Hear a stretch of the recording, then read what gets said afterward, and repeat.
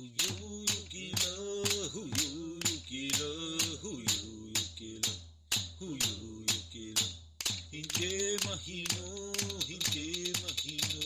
heyo yukila, heyo yukila. Heyo yuhuwa, heyo yukila, heyo yukila, heyo yukila. Lile mahino, heyo yukila, heyo yukila, huha. Loud mic. Welcome back.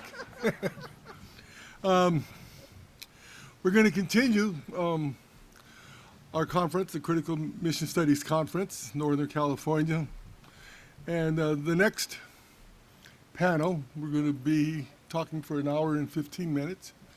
And it's called Teaching the Truth of California Missions, Transforming Classrooms, Museums, and State Parks.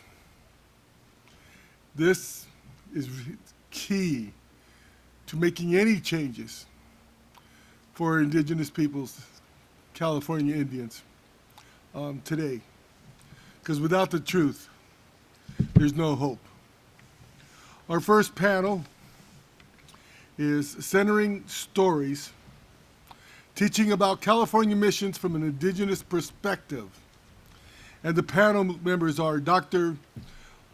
Renya Ramirez from UC Santa Cruz, Dr. Daisy Martin, and she's the Director of History and Civic Projects in the Education Department at UC Santa Cruz.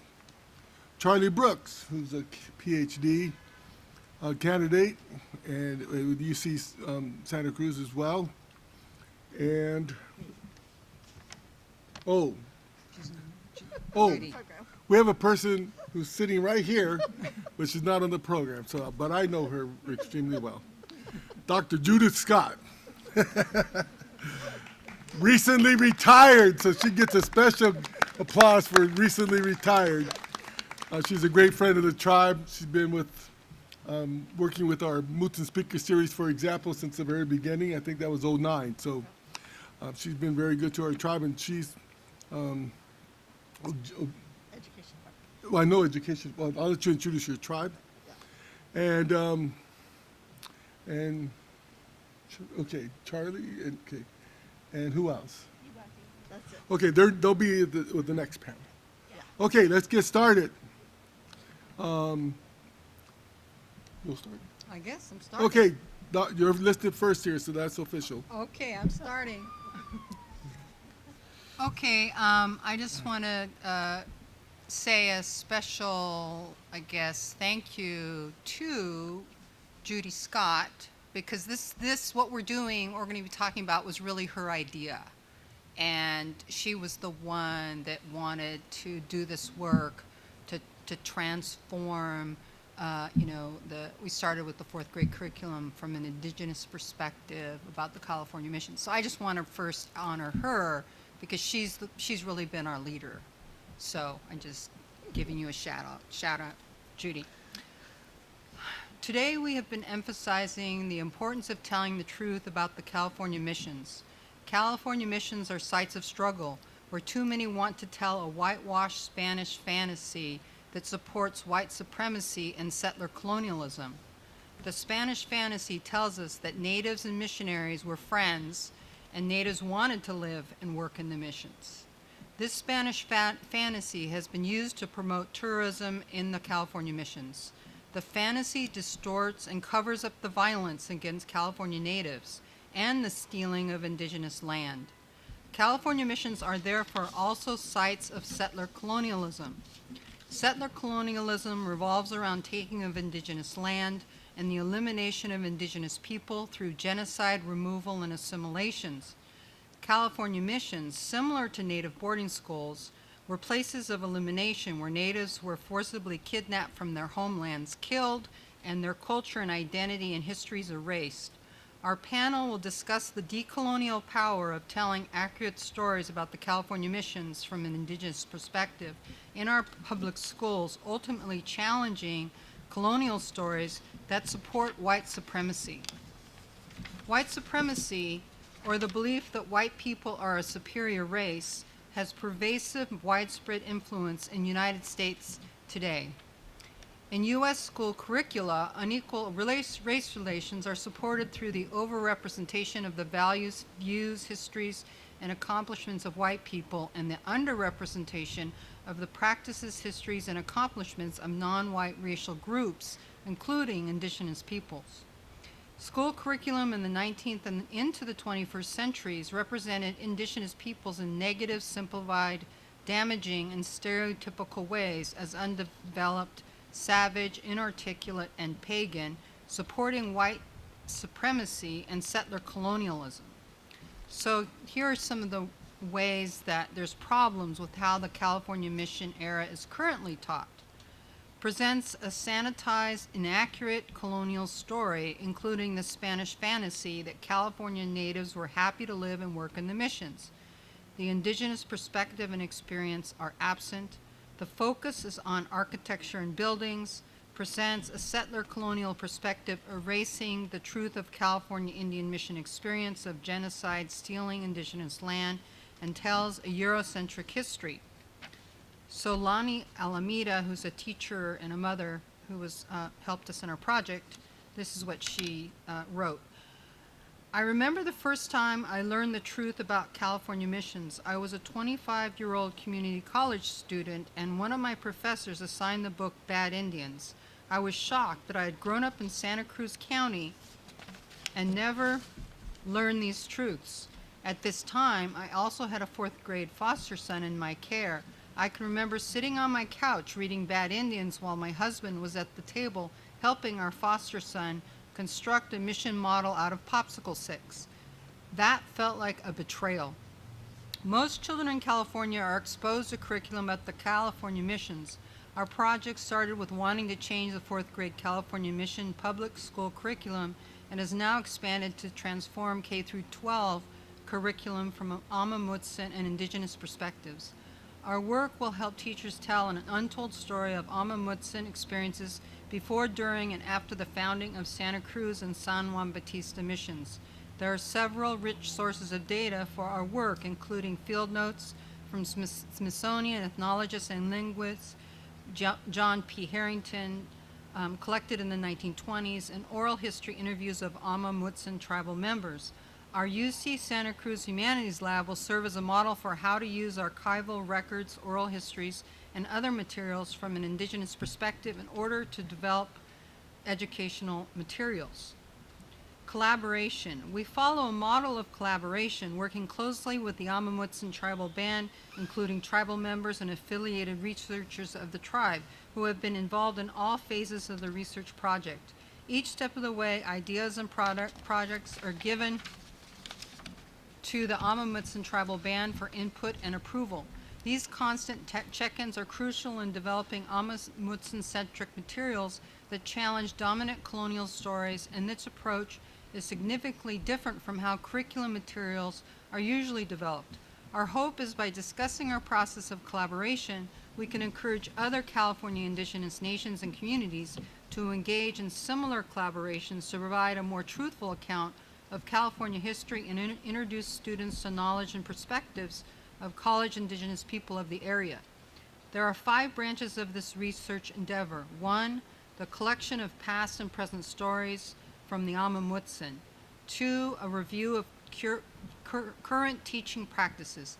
3, development of an online survey of teachers to assess their perspectives of teaching about the California missions. 4, the development of an online repository of educational materials for teachers. And 5, professional development for teachers and state park personnel that helps with the implementation of teaching and amplifies indigenous voices.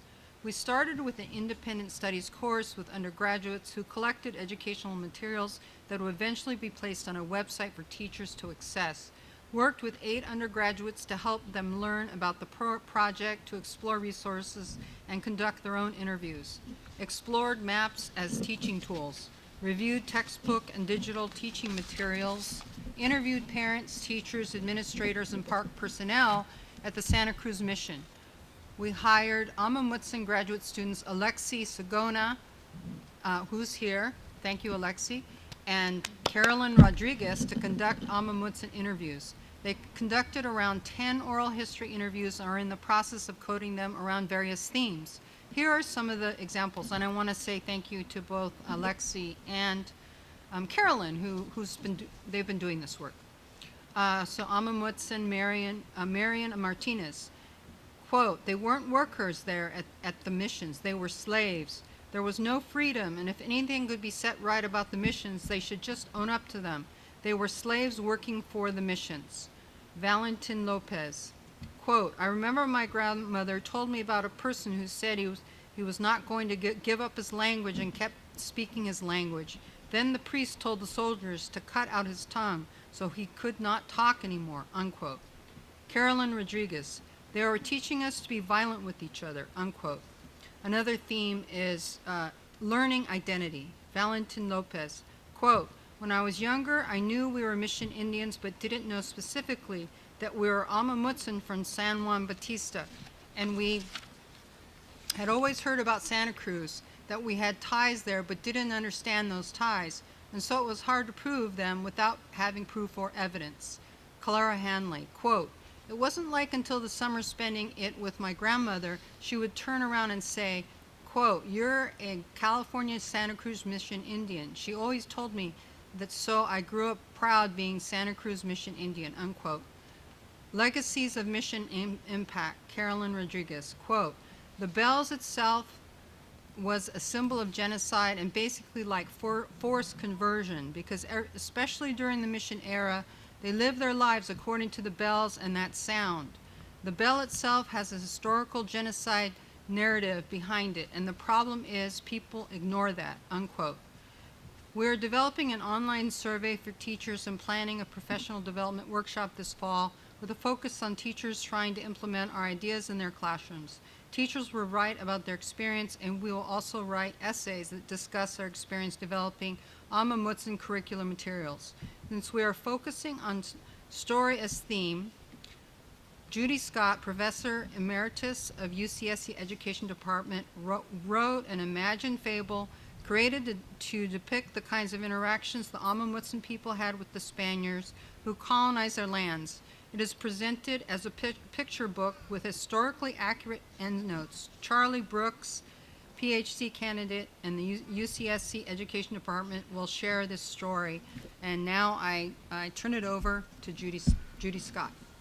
Okay, so I just wanted to talk a little bit about why I wrote the story, and you're going to actually hear a read aloud. So instead of hearing talking heads, you'll actually get to hear a picture book. I'm Cherokee, so this isn't the story of my people, and it isn't a traditional Amamutsan story. Rather, as I worked with Val and Alexi and Renya and everyone else on this project, I realized that this is how we could actually tell the truth in a way that 9 and 10-year-olds could understand. You may know that there's a lack of diversity in children's books in publishing and also in schools. So out of 3,716 children's books that were published in 2019, only 28 were written by Native Americans authors, and only 44 were written about Native Americans. So this is less than, or approximately 1%. So it's very dismal. So I decided to write a story, and it's going to be available freely to teachers after sort of sometime this fall, so we can get this truth in the classrooms. And the hard history of this period can be overwhelming. So I decided to concentrate on the themes of resistance and resilience, and also sparking curiosity about what happened with historically accurate information at the end of the book. As Renya said, it's an imagined fable, and really what I wanted to do was to try to depict the kind of interactions that the Amamutsan people might have had with the Spaniards. It was written in consultation with Val and Martin Rizzo Martinez and lots of other people. And so Charley Brooks, who is an education department doctoral student, a former teacher, and a researcher on our project, is going to read it.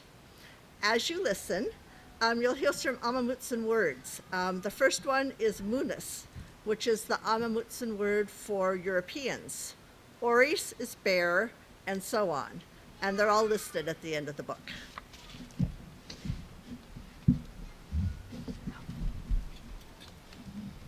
And Daisy Martin's going to be our easel.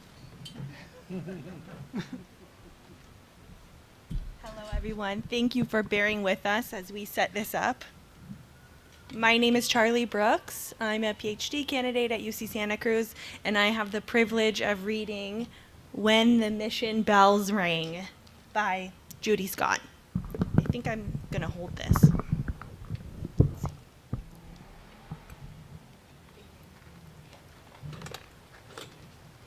This book is dedicated to the Awaswas and Amamutsan people who inhabited the northern region of the Monterey Bay for thousands of years before the Europeans arrived. It is also dedicated to the educators who strive to bring an indigenous perspective about the missions to their students.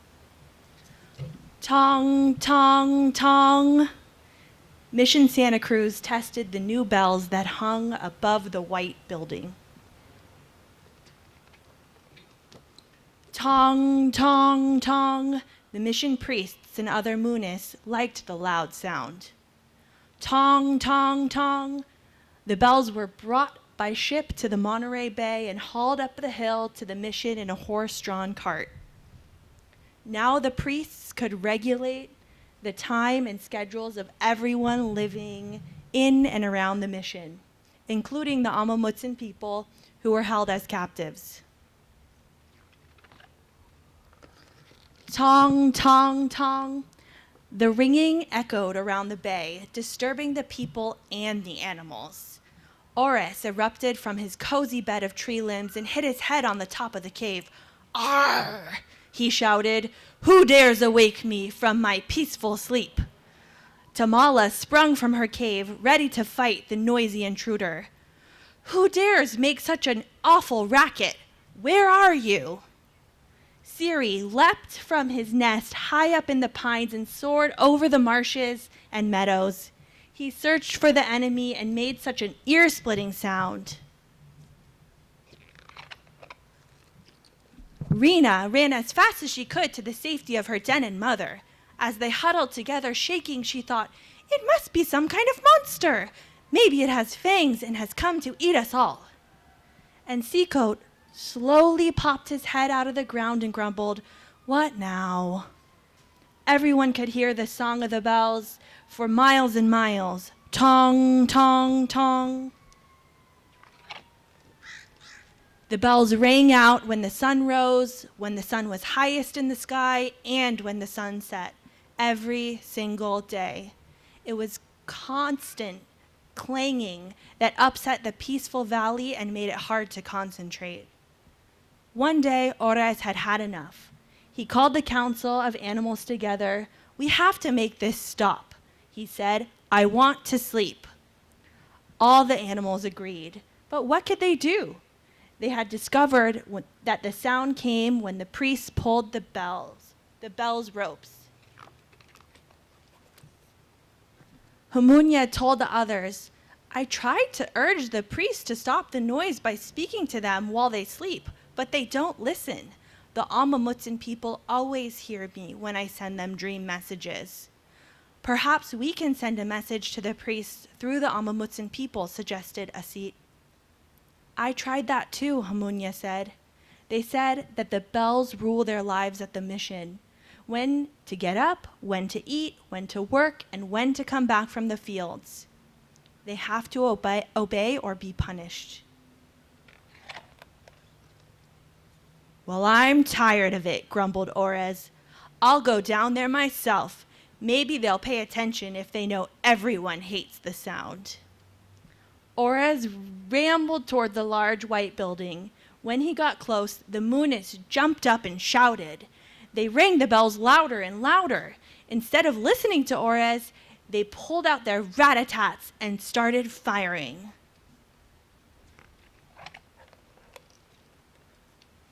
Oris yelped when a bullet grazed his shoulder. The pain was worse than 500 bee stings. Suyu packed Oris's wound with herbs and kelp to help it heal. The animals tried to think of another way to stop the clanking bells.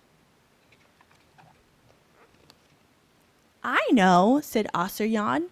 What if we build nests inside of them? That would stop the clappers from making such a racket. The animals agreed it was worth a shot. Osiryan and her sisters gathered reeds, roots, grasses, and soft feathers. Unfortunately, there was no way to anchor the nests inside the smooth, curved metal. The reeds, roots, grasses, and feathers rained down on the Moonis. Tong, tong, tong. Discouraged, the sparrows returned to the council. Again, the animals thought and thought.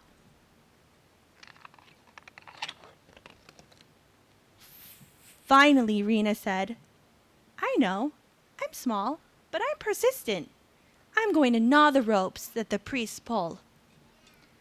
None of the animals could come up with a better plan, so Renya scampered to the mission and climbed high into the bell tower.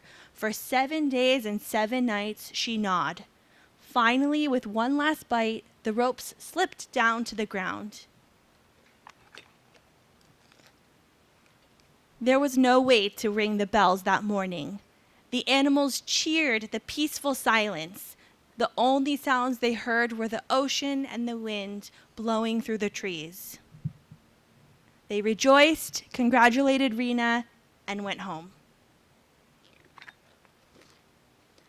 But the priests found old clothes and blankets and tore them into strips. They wove together makeshift poles until new ropes arrived from Mexico. One of the younger priests climbed up and attached them. The next week, Renya and her sisters gnawed through the stand-in ropes. The priests made the Amamutsan women weave new ropes. But they hated the bells as much as the animals did, so they created weak spots as they wove. Every time a new rope pole was attached, another mouse started gnawing. This continued for many, many years. It didn't completely stop the bells, but each delay felt like a small victory. Then one day, the earth rumbled and shook so violently that the entire bell tower toppled to the ground. It was never replaced. The bells were no more. By then, though, more Moonies and other people had moved into the valley. The sounds of blacksmith shops, gunfire, awful music, and new noises were constant. Then a train whistle blew. Ooh! Seacoat slowly popped his head out of the ground and grumbled, "What now?" The end.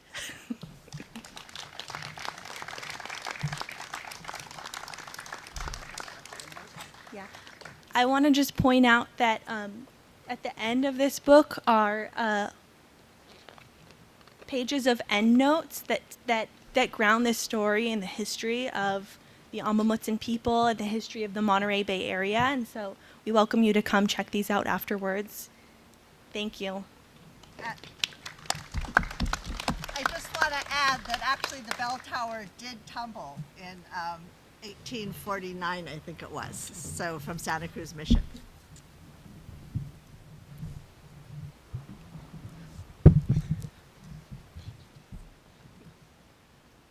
Well, so that's a hard act to follow.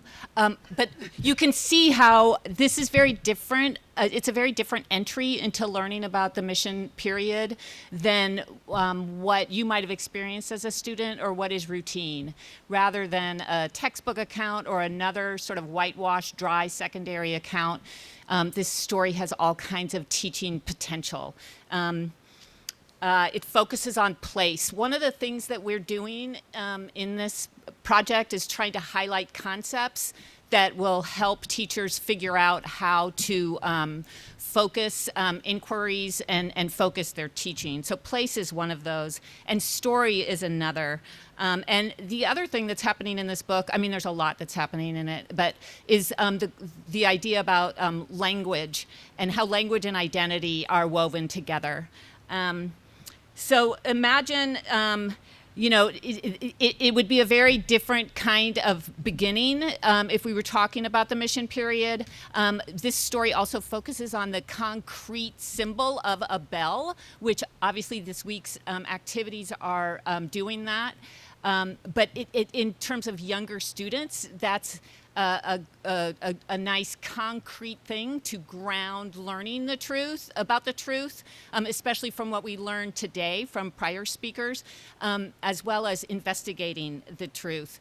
And it could be used for students to generate questions that they wanted to learn more about. But so it also gets at what is fact and what is fiction, right? So we've got some truths in this book, but we also have fiction, and to introduce those ideas. But let's go back to what we all think of as the history curriculum, unfortunately, or I don't, and hopefully you don't, but unfortunately many of us experience the textbook as a key, as sort of what history was. And in California, elementary school teachers are challenged to even teach history given the particular context. And too often, like the Mission Project is the core of the 4th grade curriculum. So if we think about, I want to imagine another scenario of a teacher bringing in a short excerpt from a textbook, and that does some of what Renya talked about. It includes a sentence: some people came to missions by choice, and others were brought by force. And it includes the California Indians had used the land for hunting and gathering. Now imagine that as juxtaposed with Chairman Lopez's words, both today and in prior interviews, where he says, we took care of the fish. We made sure that the rivers were clean so that they could do their spawning. Whenever they would fish, they would never fish the first run of salmon. They knew that those were the strongest and most determined. So our people understood that whole cycle of what was needed to care for and steward these lands so that they're sustainable. And having students look at this short textbook excerpt and this and hear and see Chairman Lopez talk about the relationship to the land, and under an inquiry question of what relationship did California Indians have with the land. So this would be designed for students to go, wait, what's going on? Like, why does the textbook say hunters and gatherers and he says steward? To immediately dislodge this idea that the one true story is we know it, and that it's in the textbook, and it's on the website with the 2 paragraphs of the California Missions Project, not this one, but there's another large curriculum developer.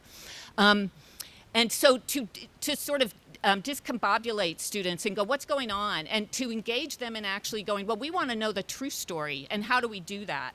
And we picked this example because, again, as other speakers have said, it also engages this question of, like, where do we start this story, right? Like, why, like, have the students already learned about the millennia of the native peoples who lived here? And, or are we starting it with the colonizer's story? And in history, that's always a question about where are we starting the story? And in history teaching, it's the same. So, So we've been creating resources for teachers to make it, to support them in dislodging the Mission Project and finding alternative ways to teach, focusing on Indigenous perspectives, and in this area, the Amamutsun tribal band experiences and perspectives. So we've also conceptualized a few larger projects, because the Mission Project is this like large project that goes over weeks. And I'll just throw some of these out here. These come from literature. They come from some teachers who've worked with us. They come from our team. One, just consider having 4th and 5th and 6th grade students start with this event that's happening tomorrow and going, what is this event? Why was it necessary? What is this history? What is the difference between this bell that's down over there and commemorating it in the early 20th century and the actual truth of what happened with the missions? I think, so that's one idea. Another idea is what units that focus on what's in a name. Again, focusing on language, why, there's all kinds of people memorialized, in the area. Who are those people? Who do we want to memorialize here? Again, keeping it clear between memorializing and history, which is a key difference. And I think even adults don't necessarily understand that. There's a lot for all of us to learn here. It's not just elementary school students. How should we remember and memorialize the encounter? Reimagine the mission space and place to reflect the history and what it means to us today. Another idea is build a California Indian village that represents the way the tribe near a particular mission lived, or a project that investigates artists' different representations of colonial violence. What we're trying to do, and what we're making some inroads in doing, is getting rid of something that scholar Harper Keenan calls ritual avoidance. And he defines that as a repeated social practice, and in this case, it's the teaching of the California Mission Project, that relies on the designed obscuring of known information that would threaten a narrative central to the identity of a dominant group. And here we get back to my colleague Renya's point about white supremacist ideas and stories in our standard curriculum. So we know we need accessible curriculum and resources and supports, and we know that teachers can run with them. And we've seen one teacher, again, Renya talked about how we started with 4th grade, but we're seeing other grades take some of this up. And there's one teacher at Gilroy High School who saw the Protect Eurostock curriculum, and she created a whole unit using some of those sources as well as text from the Amamutsan Land Trust website. So when we have accessible resources, teachers are empowered to do better. And we also know that building their knowledge and deepening their knowledge helps them teach more accurate stories. So I just listen, if you haven't listened to the webcast, the podcast produced by Martin Rizzo and his colleague, like that is a nice 30-minute, like teachers listen to this, and while it's meant for adults, I would say there are things to pull from there, and you hear many people in this that we've heard today talk there. And you can imagine teachers using that not only to get smarter, but also to pull some of those sources. So we have been, we've heard from teachers, and some of the things, and I'm quoting, that they've said they want help with to try to dislodge the mission. And I gotta say, like, we have seen teachers are interested in doing this. Okay, so these are quotes. Where are the native voices that students can access? So thanks to everyone who's compiling those, and we're going to help select and curate those. We need reliable resources beyond what we can Google. It's difficult to find resources that are accessible to students at grade level and can be used with emergent bilingual students. We need resources that show multiple perspectives. And then one other thing, which is sort of more beyond just the classroom, because teachers have whole communities that they're working with. We need resources to navigate potential parent concerns due to religion. So we will be doing more formal surveys, as Renya mentioned, and that Judy spearheaded in the coming month, of what teachers, how they're thinking about it and what they need. And we're going to do some a professional learning session and we'll also be piloting and co-developing resources beyond that. And so I'll just, well, I'm going to go back to the quote that I accidentally skipped over, because it's Deb Miranda, and I just want to say, I want to quote her. She says, it gets at what we're doing. The mission unit is all too often a lesson in imperialism, racism, and manifest destiny, rather than actually educational or a jumping off point for critical thinking or accurate history. So we are focusing on truth, we are focusing on inquiry. Other concepts are counter-narratives, facing hard histories, resistance. I love the resistance in this story, and resilience and healing. Thanks. Thank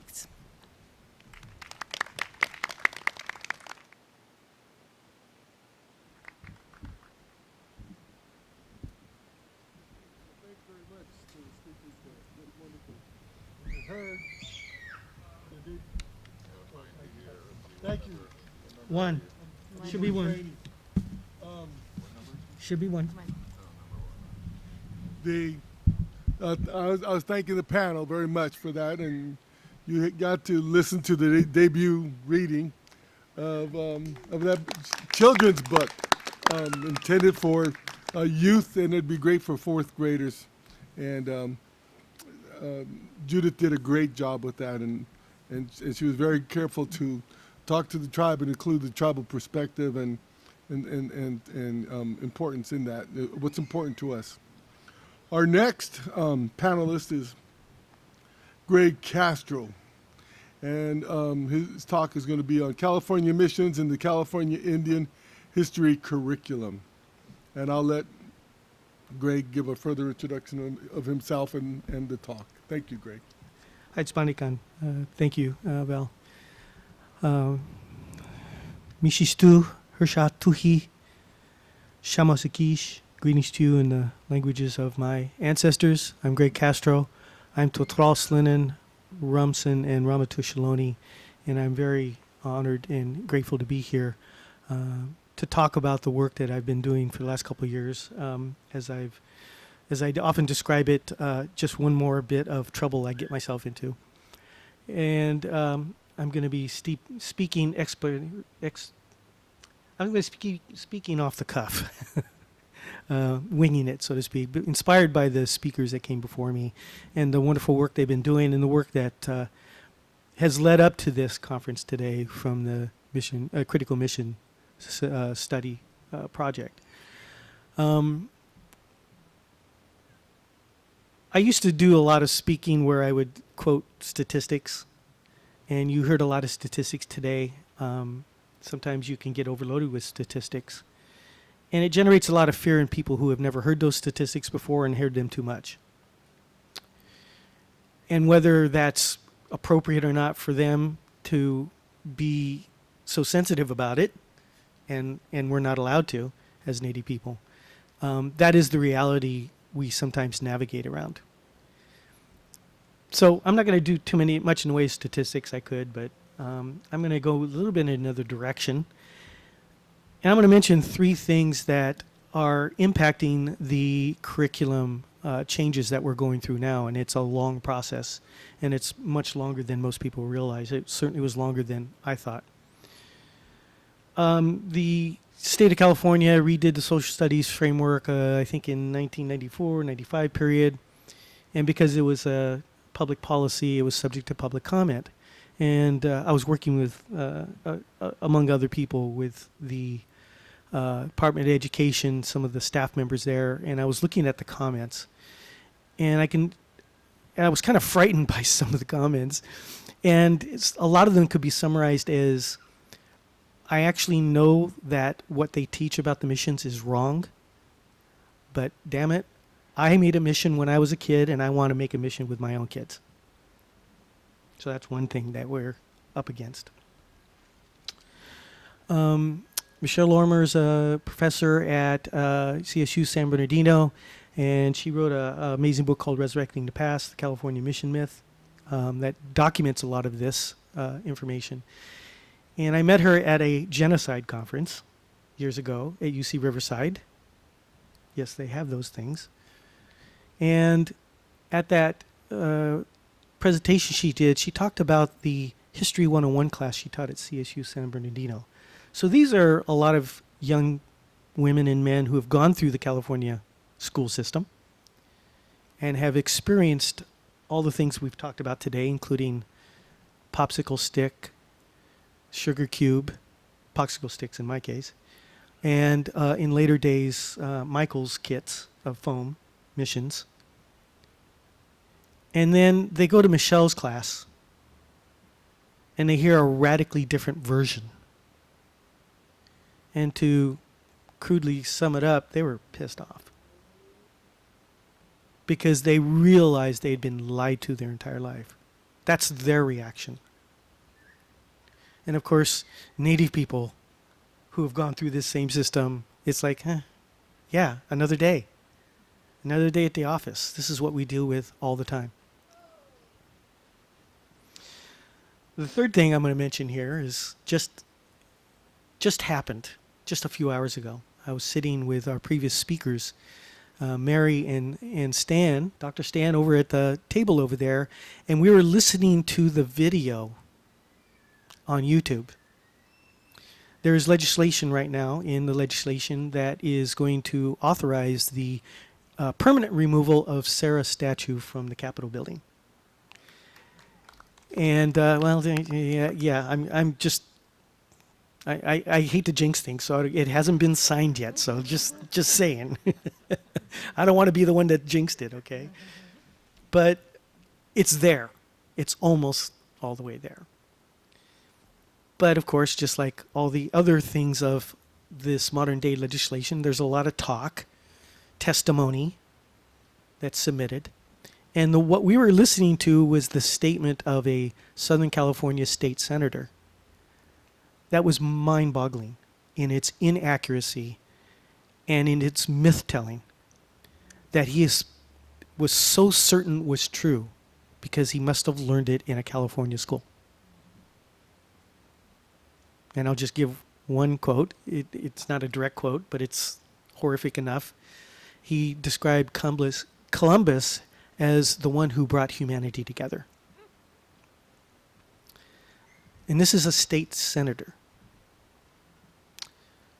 So I'm just one of those people that want to be real about the work we're doing. I've been doing this work in the community for over 30 years. I've been working on curriculum for over a decade in my own little way and with a coalition I'll talk about in a minute. And I know what we're up against. And that's just a small sample of what we're up against. And so we need to be ready for that and prepared and to fortify ourselves in the real work we're going to have to do to change people's minds and hearts that have been slathered over with myth and fantasy and fairy tales. I was fortunate enough to work with some of those people that started this curriculum change process a long time ago. And one of my dear heroes is Jack Norton. Started in the 1960s. He had worked with the Castros, who were early activists in Native California affairs. And one of their targets was the curriculum, the fantasy and myth that was relatively new at the time. We'll come back to that in a minute. And Jack Norton took another approach. He was a professor. I believe at the time he was at UC Riverside. He kind of wandered around as many of our professors do. And he also taught at Humboldt State, which was his homeland. And he wrote a curriculum about the experience of his own people. The Yurok people, the Hoopa people, the people of the Northwest. And I met Jack and his wife, Jana, at a California Indian Conference years ago. And I picked up one of their books, and I bought it. And forever since then, they keep thinking I'm a teacher, because it was a teacher's guide. But it was just such an incredible piece of work that, first of all, addressed the issues of whether or not this kind of material can be taught to kids. And they did it so deftly, so lovingly, because they were parents. They were tribal people, and our cultures across the state talk about how we treat each other with dignity and respect and humility and compassion. And we are the last people that want to traumatize other people like we've been traumatized by the story. And see, and that's odd to say because they're traumatized by the story. We're traumatized by the actual experience and the legacy of it. But we don't want to pass that on either. And of course, we have to remember our own kids are going to this system. And they're being traumatized by popsicle sticks, sugar cube, and foam missions. Because they're much more enlightened than we were. And even when I was making my popsicle stick mission, I knew there was something wrong. Because I had been into my own mission. I've written in News from Native California about my experience with Mission San Antonio, one of the missions from my father's tribe, the Salinan people. And how I stood outside the cemetery. And it's one of the few missions that has a visible cemetery. And I stood there in an area much smaller than what we're sitting in right now. It's about 160 by 140 feet, enclosed by an adobe wall. And I was about 8 or 9 years old when I first became aware of it. I'd been there before, but I just didn't pay attention. I was a kid. But all of a sudden, I saw this wall, and I could almost see over it. And I saw this little sign in the corner, and it said, Indian Cemetery, 1808. And being 8 or 9 years old, I didn't have a conception of time, so I thought that was the number of people in it. And I'm trying to imagine 1,800 of my ancestors being in that little space. The numbers didn't crunch because I'd been to funerals of my own relatives in modern day cemeteries, nicely spaced places, one at a time,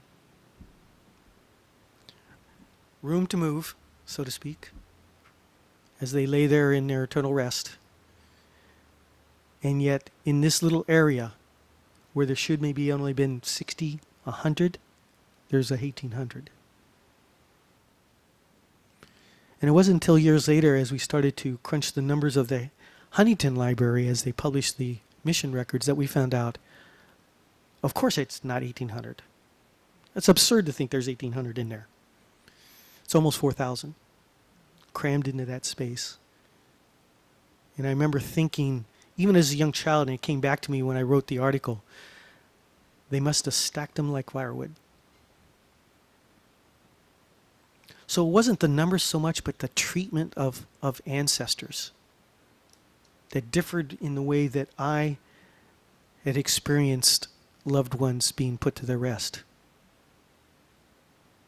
and the lack of dignity thereof. And then finding out not that much later, in my teen years, that in the mission records they talked about people dying up to half a dozen a day. And it was like an assembly line to take them out to the cemetery. And that's why they had to stack them like wood, because they were dying that fast. And half of them, third or half, were kids. As Martin mentioned earlier, 5 and under.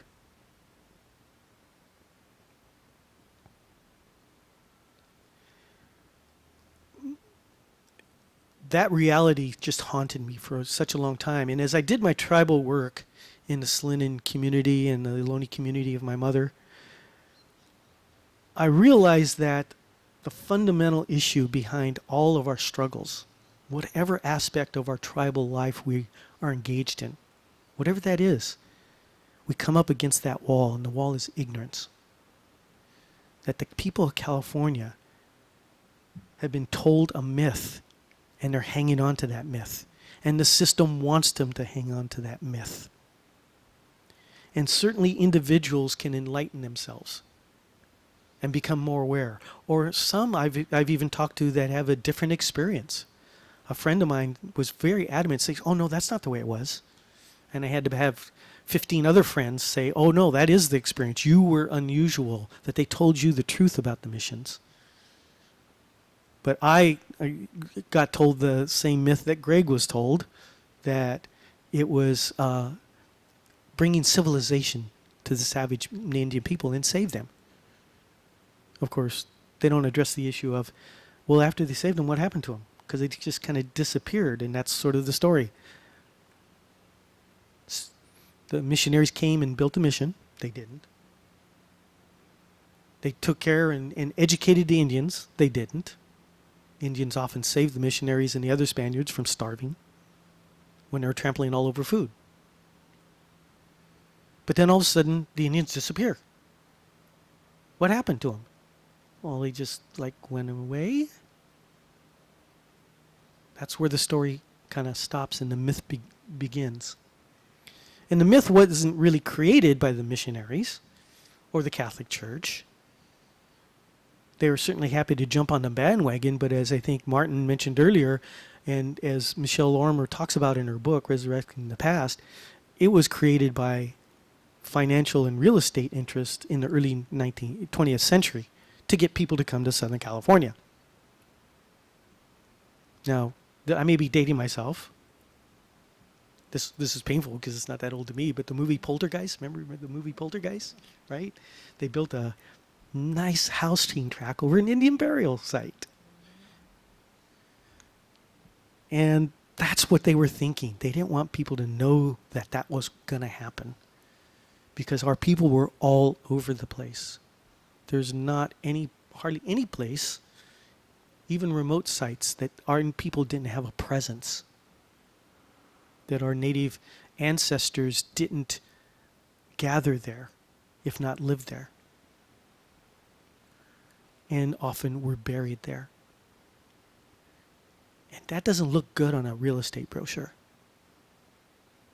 So there began the myth. The myth that was such a marketing marvel that it embedded itself in our society to the point where we have state senators swearing it's the absolute gospel truth. So how do we counter that? It's a systemic issue. And I was fortunate to meet some of those people like Jack and others like Ed Castillo. Oh, what a warrior. Early Alcatraz occupier, among other shenanigans he got up into. And he fought that fight with others, with people like Jack Norton, with Cliff Trasner, with others. And they got legislation done in, I think, 1980s, 81. That said the curriculum can be changed. Okay, finally, we're getting somewhere, right? And it authorized the creation of a Native American advisory group on that curriculum. So what happened? How come we're still building missions out of styrofoam, even now? Because the system resisted. And in the early 80s, it resisted because it just didn't fund the commission. It didn't fund the work. The legislation was there. People could pat themselves on the back. Yeah, we got it done. And then don't fund it, so nothing happens.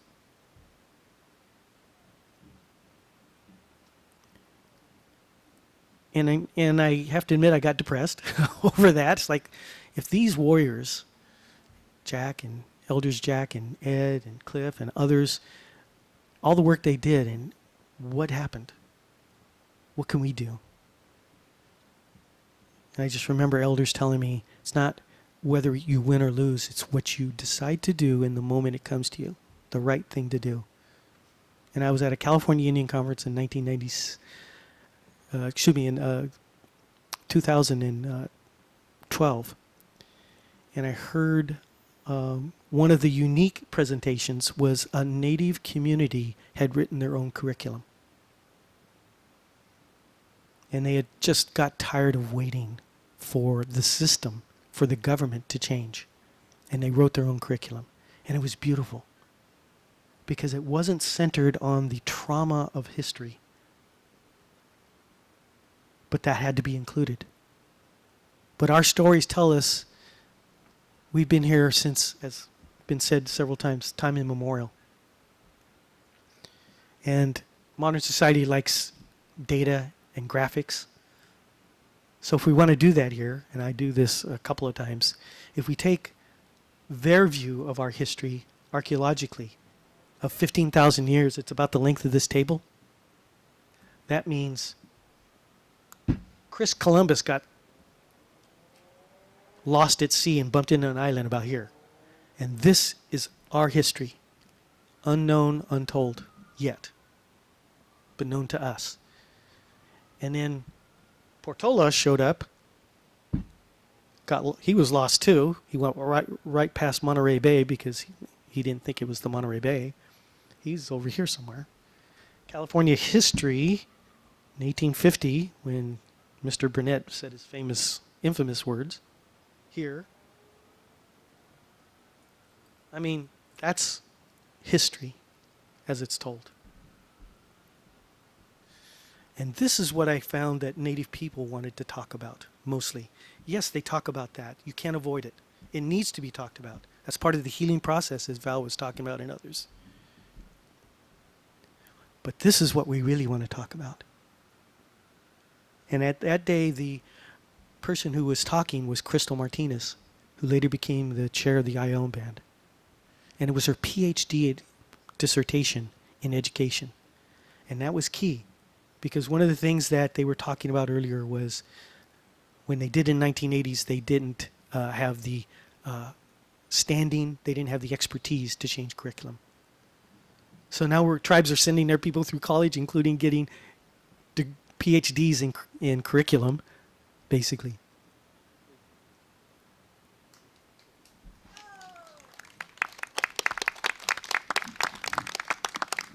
Thank you very much, Gregg. Really appreciate that. I know you have a lot more to say, and you'll be available after this. Please, if you want to know more, Gregg, be happy to. Gregg will be available. Thank you. Our final presenter today is Dr. Amy Lonetree, who will talk on decolonizing California mission museums and monuments. Thank you, Amy. Good afternoon, everyone. It's an honor to be here. I want to acknowledge the Awaswa-speaking Yuwipi tribe, on whose lands I have the privilege to live and work, and we're gathered here today. And I also want to acknowledge the Amamutsan, who are the contemporary stewards of this land. I have spent the last 20-plus years and counting researching and writing on Indigenous public history projects, most notably on the changing relationship between Indigenous people and museums.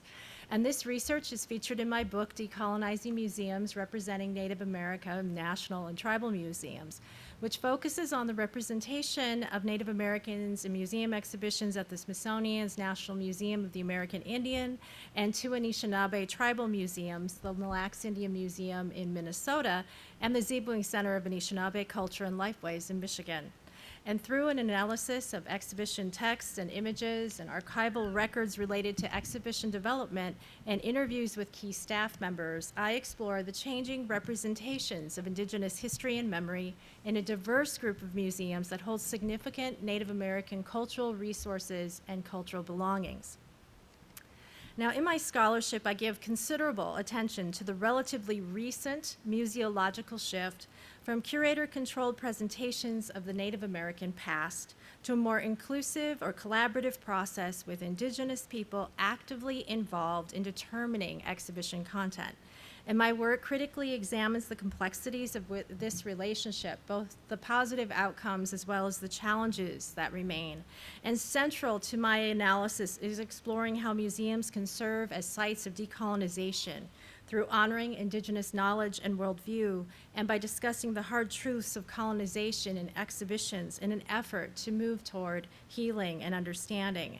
And this process of examining the hard truths also needs to include critical self-examination on the part of colonial institutions regarding their relationship with Indigenous tribal nations and communities in the past and present. And this has been a really welcome shift where I'm seeing our colonial institutions such as museums and universities do a deep dive and a deep interrogation into their relationship with Indigenous people. And we need that history. We need all of these institutions to do that, and we certainly need the Catholic Church to do that. Now, over the last 9 years since the publication of Decolonizing Museums, I've had the privilege of addressing diverse audiences, including students, scholars, museum professionals, and public historians who are seeking to develop new interpretive programs and exhibitions related to Indigenous history that challenge stereotypical representations produced in the past, share authority, and recognize our history in all its complexity. It seems as though these conversations addressing colonialism and its ongoing effects, both within and outside museums, are even more urgent now. During this time of significant historical and cultural reckoning in the United States, we have all witnessed powerful acts of protest as subtler colonial interpretations and stereotypical representations of the past are challenged and statues to colonizers removed.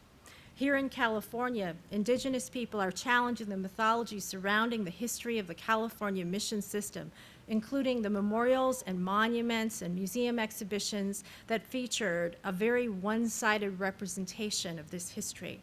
And this activism includes the removal of the statues, celebrating the colonizers, including those of Junipero Serra. Now, I have followed these developments closely and participated in several events, including a July 2020 conference organized by the Critical Mission Studies Research Project, Toppling Mission Monuments and Mythology, that addressed the importance of this moment of colonial reckoning. Bearing witness to these powerful acts has left me with several questions that can serve to help decolonize public history more broadly, that begin with identifying whose narratives we privilege in interpretive spaces and why, whose histories are celebrated at the moment of a memorial or monument's creation, and which narratives of historical events and historical actors are they seeking to promote. What are the legacies of these representations in the present? Historian Christine DeLucia, in her scholarship on memoryscapes in the Northeast, argues that what makes monuments and historic places important is, quote, the web of relationships that surround them, the historical negotiations and disagreements that give rise to them, the acts of collective memorialization that take place at their installation, the perpetually unfinished aftermath that keeps their material forms and meanings in flux, end quote. In her book, Memory Lands, King Philip's War and the Place of Violence in the Northeast, DeLucia defines memoryscapes as, quote, constellations of spots on the land that have accrued stories over time, transforming them from seemingly blank or neutral spaces into emotionally infused, politically potent spaces, end quote. And the memorials and monuments on the California landscape are significant memoryscapes as well. And Indigenous communities and scholars have called for a more rigorous interpretation of California mission history that more accurately reflects the Indigenous experience in the missions that center their stories and honors their survival. So what does it mean then for Indigenous people to reassert their presence and celebrate their survivance in these memoryscapes that have previously celebrated a very one-sided version of history? Seeing these monuments and statues to the colonizers throughout our lifetime is an assault to our humanity, as Dakota scholar Wazia Tween has argued, and it is a powerful act of reclamation to assert our presence and resilience in the unfinished aftermath of their removal. Now, throughout the summer of 2000, we watched statues of Junipero Serra topple, including one that once stood in downtown Los Angeles. Seeing Indigenous community members standing together, smudging, praying, crying, and cheering as they watched the statue fall was an important moment to bear witness to Indigenous Californians celebrating their survival, histories, counter-narratives, and resilience against all odds in the face of settler colonial genocide. And this leads me to another question. What should happen in the unfinished aftermath of these removals? While it is exciting to see these statues and memorials toppled, the logical question is what comes next, both in the long and short term. In regard to the short term, I want to briefly comment on an experience that I had the privilege of participating in that informs my thinking on the significance of Indigenous commemorative acts in the wake of removal.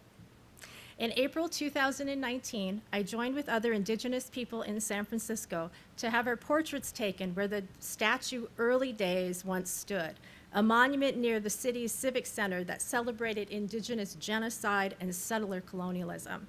Early Days, I'm sure some of you have seen it or saw it, was a deeply offensive statue of a Vaquero and a missionary standing above a Native person, laying at their feet and looking up at the colonizers. Thanks to the activism of many in the Bay Area Indigenous community, the statue was finally removed in September of 2018. I did not have an opportunity to witness that event, but I did participate in an extraordinary moment of reclamation and celebration in April of 2019, organized by the San Francisco Art Commission and Barbara Mumby Huerta and others, who came up with the brilliant idea to invite Native people in curated groups to stand together on the statue and reclaim this space.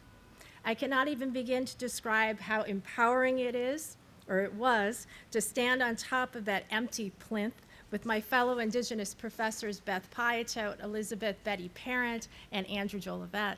And the gifted Native American photographer Halea Sinanijini was there to take everyone's photograph.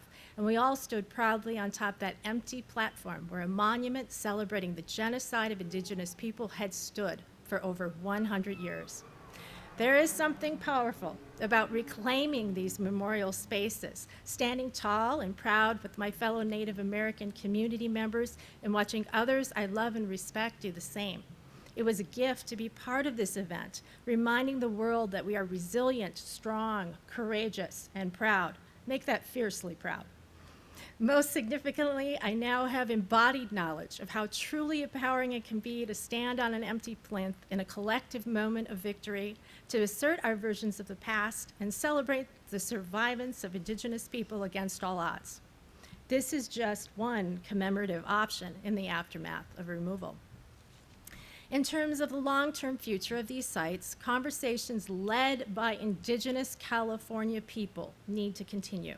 In a recently published article, April McGill offers her views on the ways forward and how we support Indigenous communities. She stated, give them a space, give them a park, create a dance arena, give them back their shell mounds, a place to continue to hold their ceremonies and grow their Indigenous food. Giving Indigenous Californians their land back is how you honor them, not via a statue, end quote. And I could not agree more, and one of the next important steps should center the return of lands tied to the missions, like the mission we are on right now, that rightfully belong to the Indigenous nations of California. Further, Indigenous Californians should have primacy in determining the memorials and educational programs that are developed as these sites, as it is critical to change the narrative at the 21 mission sites, as well as to remove the statues. It is also important to preserve and steward the archives at the missions and make this important information available to descendant communities.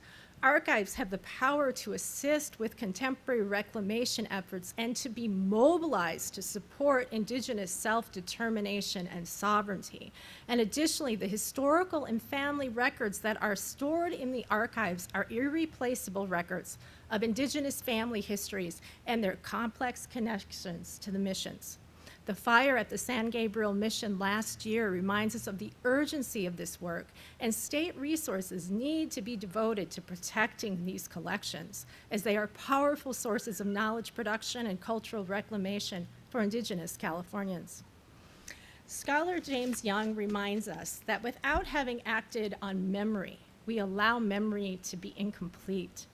Through the act of removing these colonial statues and reasserting their own presence, including by literally standing on top of empty plinths where these monuments once stood, Native Californians are acting on memory, and by so doing are not allowing memory of this history of the mission system to remain unchallenged and incomplete. They are asserting their presence and a renewed commitment to challenging the colonial narratives of mission history for current and future generations. This is an act of decolonization, survivance, reclamation, and profound love for the people, past, present, and emerging. As public historians, we need to keep these moments of Indigenous heritage reclamation in mind as we think critically about what it means to decolonize interpretation, museums, and monuments in the 21st century. Thank you.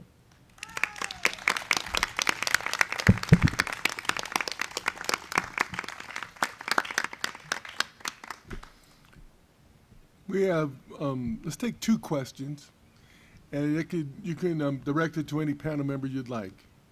Are there questions the audience has?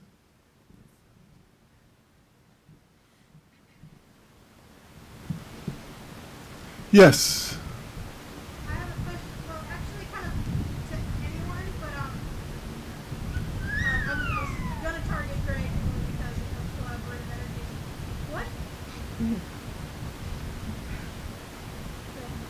How do you navigate the weight of this work? The ongoing, as Gregg mentioned, for how many decades this work has been happening. And I I my own self, having been raised in this exact environment, watching my mother, Anne-Marie Serge, my entire life, 3 generations, fight for cultural resources and protecting sacred sites, how do you navigate the weight of this work and to combat such ignorance, such as that YouTube channel, such as witnessing those who are African American, people who come to events like this and go, oh look, those cool natives are doing such great things. I went to an event and I feel good for supporting, and that's about as much as some people's advocacy can be. But how do you handle the weight? I would love some insightful tools for surviving. We've had hour-long dinners on this subject. Yeah, she's just stirring it up here. I'm not sure I know the answer on a specific thing. I think things have to line up. I can cite my family history that was strong, especially on my mother's side, in terms of cultural identity of who we were as a family, and my father's side identifying with a particular place that was still there, and a place, especially large parts of it is part of the Los Padres National Forest and areas around it that are still intact, relatively intact, and that ancestors from 8,000 years ago could still recognize, which you can't say about where we're at right now. That was part of it. And although I'm known more for the work I did with my dad's community, it was really my mother that gave me the knowledge that you have to do the right thing and kind of get everything else out of the way. If you play the batting percentage, because the history of Native people, if you do it that way, you lose most of the time. But if you do the right thing, you always win. And I don't know if I'm lucky or unlucky in that. All I can tell you is a lot of the people I started with within my own tribe and other tribal communities I started 30 years ago, they're not doing this work anymore. And I know why. It's not hard to understand. I completely support them, and I'm just hanging on. Yeah, if I could add something, I have to say that I got a little choked up, as you guys know, as I was reading this paper, and as I was going through it the other day and practicing, I didn't get choked up. But I think it's because I was here in this place. I've lived in Santa Cruz. I've had the privilege of living here in Amamutsan homelands for 14 years and teaching on the faculty at UC Santa Cruz. And this is the first time I've actually been to the mission site. And I've heard stories about it standing right here, 14 years, yes, right? And so to be here is very powerful. So when I get to the point where I say, give the land back, that does get really emotional as you are sitting here. But in terms of the work that we do, I have to say that I'm continually inspired. Thank you for your great words, Gregg. But I'm continually inspired by the work of story. Joanna Archibald, there's a beautiful book on Indigenous story work. And I just love that because it recognizes the power of our stories to inspire, to give hope. All of this learning and ways of knowing that's contained within are central to our stories and how they inspire, and how my ability to do the work and hang in there with the work is a direct result of the stories of the people that Gregg was speaking of and others here who have gone before us, who just continually moved forward and did the hard work. And it was very, very difficult, I can imagine, to try to change things in the 1960s if we're seeing resistance now. So I just really want to honor and recognize how important story is, and our sharing of our stories and our experiences together in community, and how that really helps inspire us and gives us the strength to continue. Would any other panel member like to speak on that? About the weight?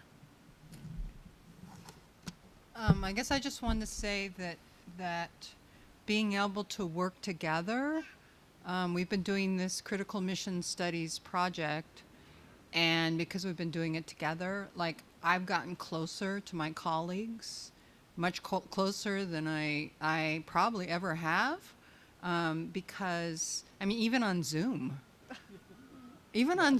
like we were hugging each other. Oh my God, we're meeting each other in person. This is so exciting. Anyway, so this idea of actually doing work together and supporting each other and knowing that doing it together in community, that we are changing things by changing ourselves and changing each other, and that gives me hope and energy.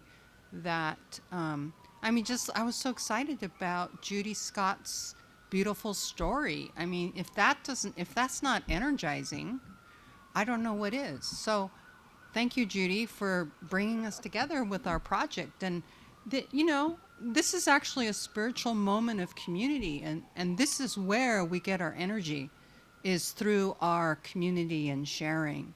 And I always remember my ancestors who were forcibly kidnapped into those boarding schools and somehow survived and somehow kept resisting, and it was community. That's what kept them going, and spirituality. So thank you. Thank you, Kenyon, for the question. Any other questions? Yes. I just want to say, you're talking about the power of stories, and I'm thinking about this beautiful children's book that the story of the sparrows building their nests in the bell. What a powerful counter-narrative to the story of the swallows at San Juan Capistrano, Benevolent priests. I mean, how empowering to give a child that tool, that counter-narrative. That's not what I heard, but beautiful. And thinking of San Juan Capistrano. So before people leave, we're going to give everyone a t-shirt for tomorrow. Sorry, I just want to let you know that before people get up there, we can give them one of those cat rug shirts. Oh, okay. You want to do that next? Yeah, whenever they're... So thank you for that. I think that one of the things we can do is educate the younger generations. I mean, that is sort of where my energy is going, and I think that's what we need to do. I mean, the fact that Alexi is, a graduate student at Berkeley, the fact that Carolyn is a graduate student, at UCLA, the fact that we are working with teachers to try to change what happens in schools, I think is a way to try to make some change. And we talk about levers for change, and I think that the lever of education is huge, and then another lever is collaboration, working with the Indigenous people that are on a particular site or at a particular place. I think that those are huge levers. And then history, sort of figuring out what has been done and what we can do. And then another lever is like trying to get the land back. So all of these are different levers for change, and we just have to try to keep pushing. I mean, it's sort of like, one of those things at the fair where you just push different levers and you see which ones work. That's my sense.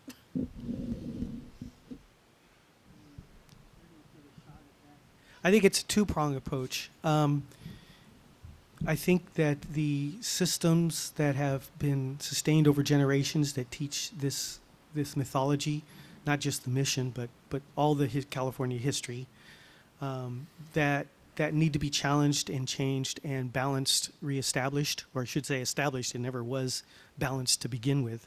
So to have balance established, as our elders teach us to do, balance things out. And the system has to be addressed, but it can't be the only way. And as we've seen in the past, it didn't always work. So I think it also has to be bypassed. I think this information has to get out to the public. And I apologize for yakking too much earlier, but I was just about to get to the point of talking about the California Indian History Curriculum Co-Resolution. It was started at Crystal's presentation at the California Indian Conference.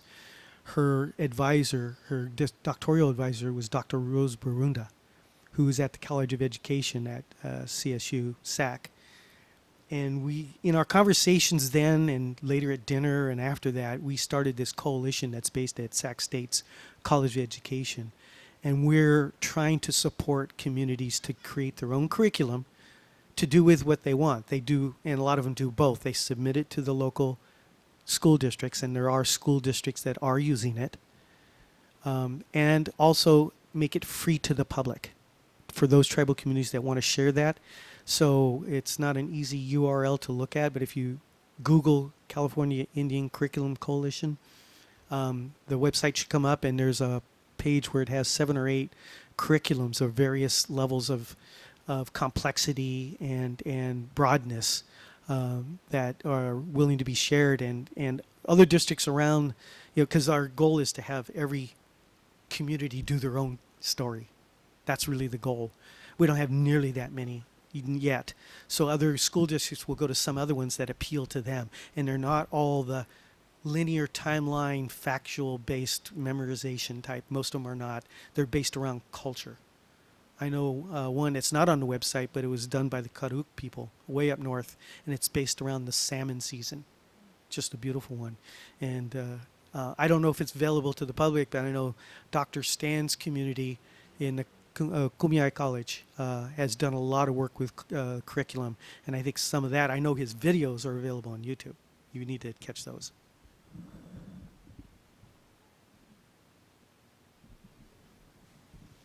Stan, you have done a lot with curriculum. Would you like to come up and say just a few words about curriculum? And if you don't mind, I'll share my microphone with you.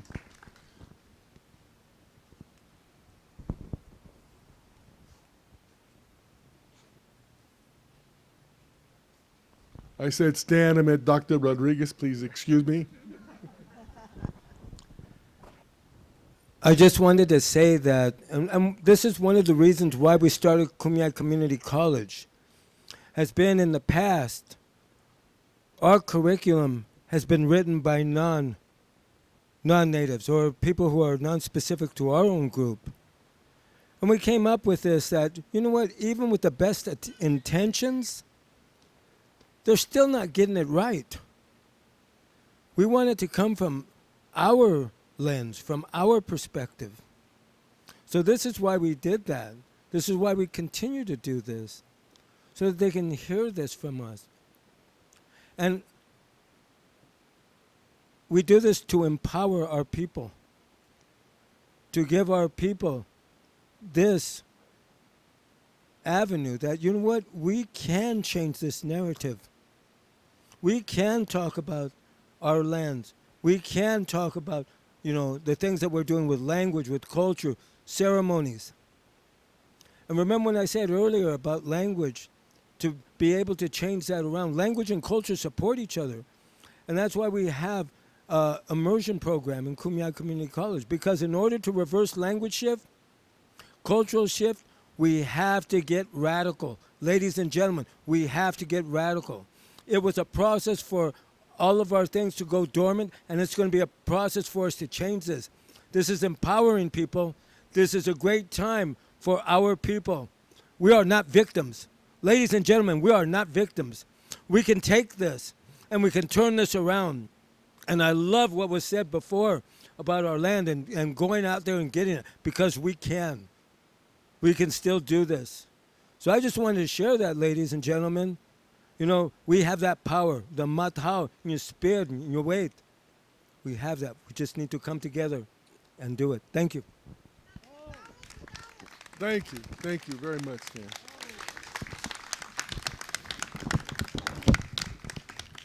An interesting thing happened at UC Santa Cruz, and that's when they invited us in to start developing curriculum for the mission tribe history, and that very first meeting, I made it very clear that the Amamutsan are the only ones that can speak for their territory.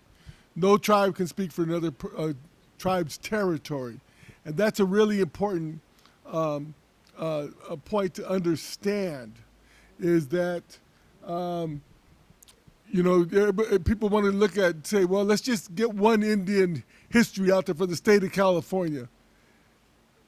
If you see that, that's as phony as can be, and you run away. That's all I got to say. Every tribe's history is unique. They have their own relationships with Mother Earth. They have their own stories about the stars, the skies, the water, and everyone is unique. And you have got to know you need to know the lands that you're on and the tribe that you're on.